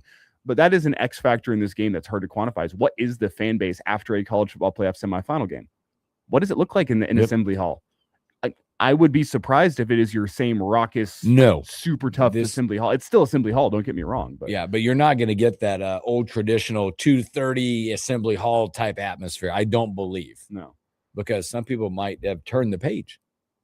Not that it's bad, but you could have like the hangover part, getting there late, not as pumped up. And, and Nebraska, I think with a team like Indiana, you have a distinctive with that situation. Can you put the Indiana crowd hands on down, no cheering, and they leave early situation? They're gonna go find themselves a Pedialyte. No, you drink that before you start. You might need another one though. Get ahead of that. If it's a win for Indiana on Friday night, you might need 2 Pedialytes. Boys, speaking of interesting stuff as well. When you look at the college basketball NIL world and that, again, we're going to talk Nebraska, Indiana tomorrow. And a lot of people are upset. There's predictive models out there right now that give Nebraska like a 30% chance to win this game. I don't care. This team doesn't care. You shouldn't care. Okay, we'll talk more about that tomorrow. And we see it a lot. The game is not played on paper. The game is not played in a predictive model. Yeah, and again, Nebraska will have to continue to battle the optics because you are Nebraska. Okay? And you're also got a lot of people out there that have not seen this team play. I think you mentioned the other day the FS1 studio guy in the pink coat. He had never seen Nebraska play. He was blown away by what did I just watch?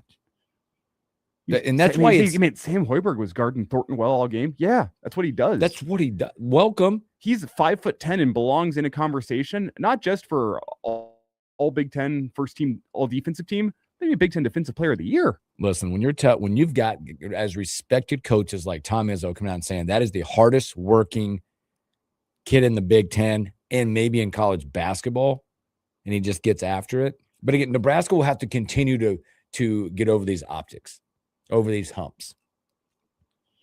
But what I want to talk about a little bit is the intriguing story. I think college basketball, it's harder.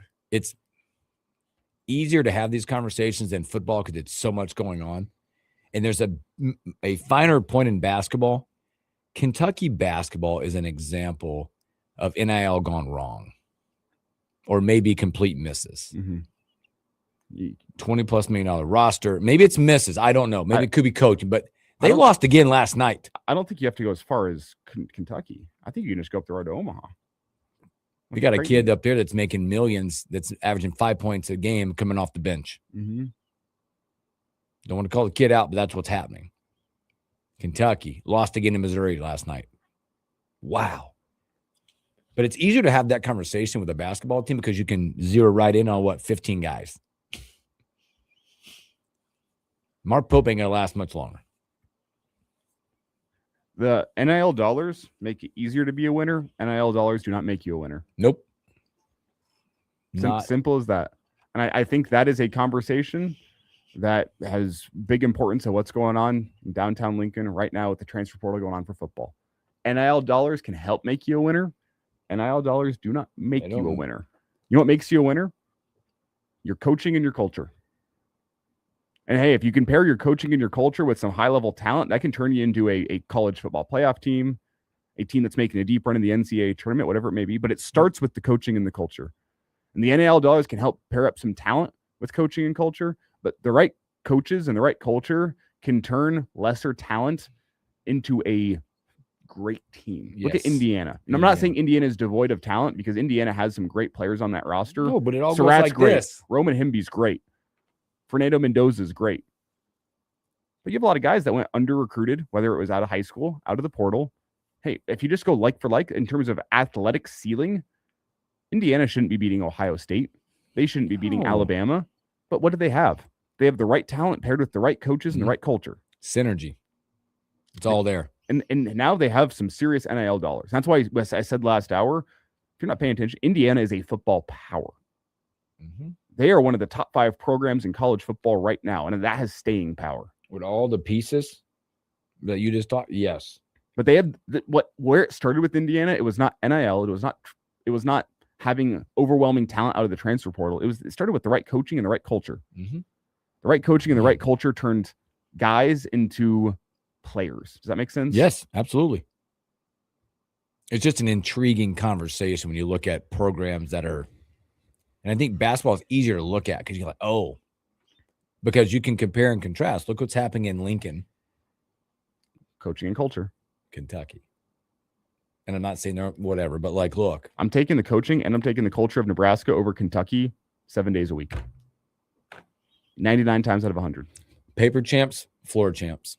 It's just an interesting because you're starting to see it and you wonder if more and more that starts to happen or they start changing up how they're doing it. Money's always going to be there going forward, but it does go back to everybody has this amount of money, but what you talked about is coaching and culture. Coaching and culture can elevate in basketball a $5 million roster into a $20 million roster. The wrong coaching and culture in college basketball can take a $20 million roster and turn it into a $5 million roster. Yeah, and I'll throw you to the other thing, the X factor that Nebraska has. I mean, it just goes, I'm not throwing football in there quite yet because it's been there for a long time. Basketball and football, the fan bases. On a random Tuesday nights, what are we doing? We got nothing. Again, Nebraska has nothing else to do. Whatever, I'm done with that conversation. But on a Tuesday night, you're playing North Dakota and you're sold out. Volleyball is playing Wayne State. I'm not picking on Wayne State. Tuesday night, 8,500. Guess what? Sold out. Everybody, and they show up. Those other bases, they're just, like I said, you know what Indiana, Assembly Hall is going to look like. And you talked about the other night, Robin Washington talked about, and you don't know if we caught this, but Ohio State, that match, I know it's a weird 5:30 and blah, blah, blah, and this and that. What do you say? 80% full? And I actually want to get back to the topic that's out there about there's nothing else to do in Lincoln, Nebraska. Right. Nebraska football, Nebraska basketball, Nebraska volleyball is the thing to do. It is. It's honestly one of the reasons why there is less to do around here. And that's okay. We like it that way. It's because it's not that people show up to Husker football and Husker basketball games because there's nothing else to do. People show up to Husker football and Husker basketball because it's the thing to do, and it's the reason why you're not scheduling a concert in Lincoln, Nebraska, and putting it up against volleyball, putting it up against basketball. They've built the brand big enough to keep everything else away. Other events don't threaten Husker sports. Nope. It's a testament to Husker fans. It's not this detractor against Nebraska. There's nothing else to do. That's why they show up. You're not scheduling other things to do in Lincoln, Nebraska on the day of a Husker football game day. Nope. On the night of a Husker basketball game, the night of a Husker volleyball game. It's because that's what the people want to go and do. It's not because there's nothing else to do. There's nothing else to do because Husker football's in town. Husker basketball's in town. Husker volleyball's in town. It is the thing. Yep. Sorry, that's been on my mind. I agree. I'm with you. It's a played out conversation. It is. So, all right, let's take a break. Let's come back and do a few stories that we missed.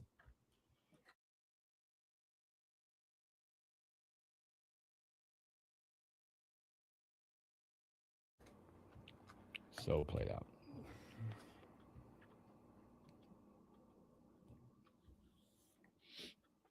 Let's see. We can talk that one.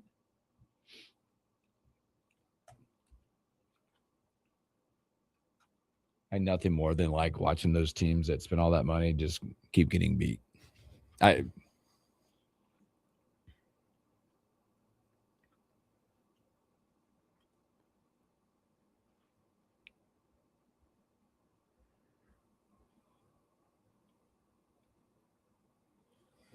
right, there's that going on.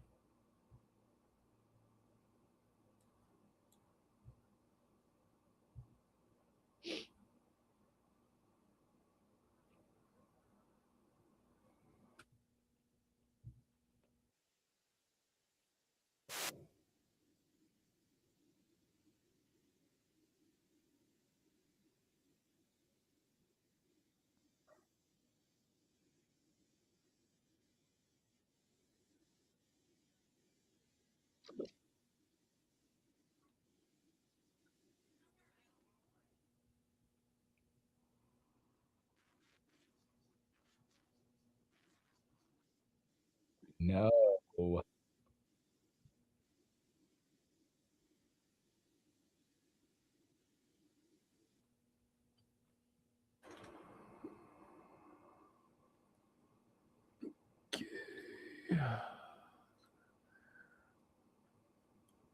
Oh, yeah. Let's go look in this category.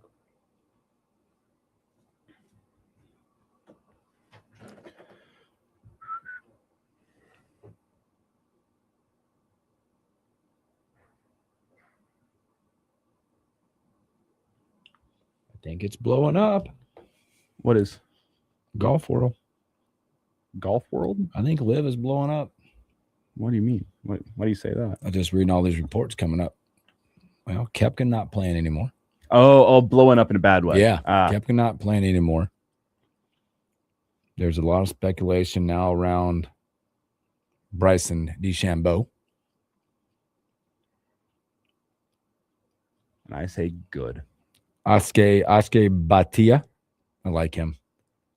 Turned down Live.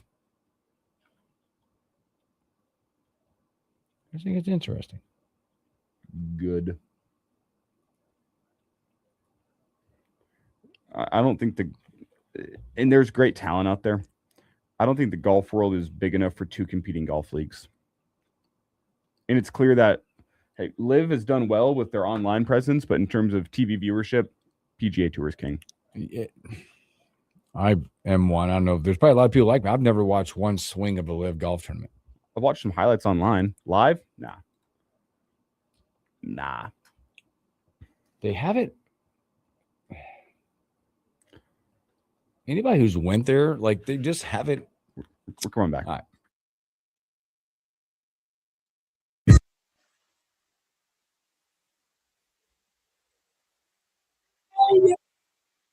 Welcome back to the morning. Have a few moments left.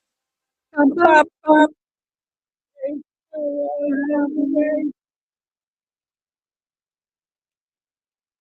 you're on the stream, we're just talking about a few stories. I was talking about golf. I don't know if it's the end of Live Golf. There's something brewing. Story of Brooks Koepka not going back. I know there's a lot going on with him. Bryson DeChambeau is now rumblings of he has not re-upped any contract going on. Roy's now said they've done their punishment. Their brands have been, all this and that, and they're all that. They should be welcomed back with open arms. They're talking about Brooks Koepka maybe signing on, and at least at this point, being on TGL. Oh wow! In some capacity this year. This is how about that? This is an aside. It's still not like top tier entertainment for me. TGL's been a little more entertaining this year. I am a fan. Now this year they added the earpieces so they could hear all the trash talk. Yep. And they added that stinger thing. There's some more fun holes. Again, it's not appointment viewing for me, but if it's on, yeah, it's good background viewing for me. I hit a stinger a lot. It's just not on purpose. I almost missed the golf ball. Can I say that despite the fact I'm not a Live guy, I think there has been some positive developments from Live. These guys have been more present in the online spaces. I agree. Yes. And that's been because of Live Golf. They've been able to connect with fans a little bit better. It's removed some of the stuffiness of golf. That being said, the tournaments, I don't care. I don't care. And I don't like Live Golf. Like they did do some of that stuff. They opened up some doors for the PGA to do some different things, signature, all this. But in essence, they didn't really 3 stars went there. Dustin Johnson was Dustin Johnson. Bryson DeChambeau, yes. Brooks Koepka, yes. John Rahm, yes. Other than that, well, there were guys that lost their stardom. They were stars until they joined Live. I'd argue that the only 2 guys that really maintain their stardom are Rahm and DeChambeau. Yeah. And DeChambeau did just based on the fact that he went on the YouTube live. Which was because of Live. Because of Live. And Rahm, it's just because Rahm is a really good golfer. He's the one that continues to. Those 2 are playing good golf still. The rest of them got worse. Worse Koepka, yikes. I'd love them to have them back. Give me better PGA Tour events every single week. But again, there's not that many live golfers that I think really go compete with PGA Tour golfers. The world's number one and 4-time PGA Player of the Year is back in 2 weeks. American Express, he just announced when his tournament will live. So can you believe that? We're 2 weeks away. Golf season's open. Counting down the days. Not for us. Mine are in the basement again. Tomorrow it's Husker Homer Friday. We'll talk with Jeff Moats, by the way. The Almanac, Dr. Dane, a whole lot more. Have a great Thursday. Stay safe. Stay blessed. See you tomorrow.